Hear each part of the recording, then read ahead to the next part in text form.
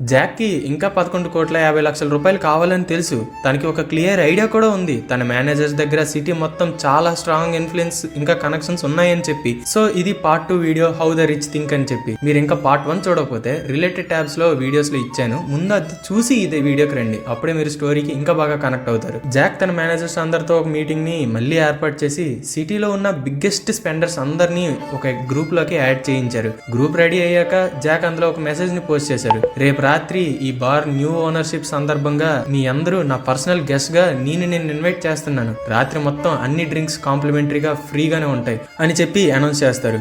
Next bar లో 500 members కంటే ఎక్కువ పీపులే వచ్చారు. ఇక్కడే స్టార్ట్ అవుతుంది ఒక బిలియనియర్ యొక్క మైండ్ సెట్. జాక్ మైక్ తీసుకొని స్టేజ్ మీదకి వెళ్ళి కామ్ గా చెప్తాడు, నా దగ్గర మీ అందరికి 3 గిఫ్ట్లు ఉన్నాయి. ఇవాళ మీరు ఒక 10 lakh రూపీస్ ఇన్వెస్ట్ చేస్తే మీకు 10 lakh క్రెడిట్స్ అనేవి టాప్ లాకర్ లో ఇస్తాను. ఇంకా 1 lakh రూపీస్ గిఫ్ట్ కార్డ్ ఇస్తాను. ఇంకా బార్ లో 10 lakh రూపీస్ వర్త్ షేర్స్ ని కూడా మీ పేరు మీద ఇస్తాను.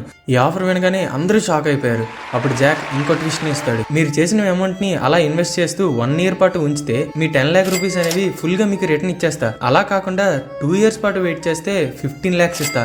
అది కూడా కాకుండా మీరు 3 years వరకు వెయిట్ చేస్తే డైరెక్ట్ గా 25 lakhs మీ చేతికి ఇస్తా అని చెప్తారు. ఇంకా తను క్లియర్ గా చెప్తాడు, ఈ ఆఫర్ ఈ రూమ్ లో ఉన్న వాళ్ళకి మాత్రమే, ఇవాళ వరకే దీని వ్యాలిడిటీ కూడా. దెబ్బకి నెక్స్ట్ మార్నింగ్ లోపే జాక్ 500 కంటే ఎక్కువ కాంట్రాక్ట్స్ ని సైన్ చేశాడు. స్ట్రైట్ గా 50+ crores ని రైజ్ చేశాడు.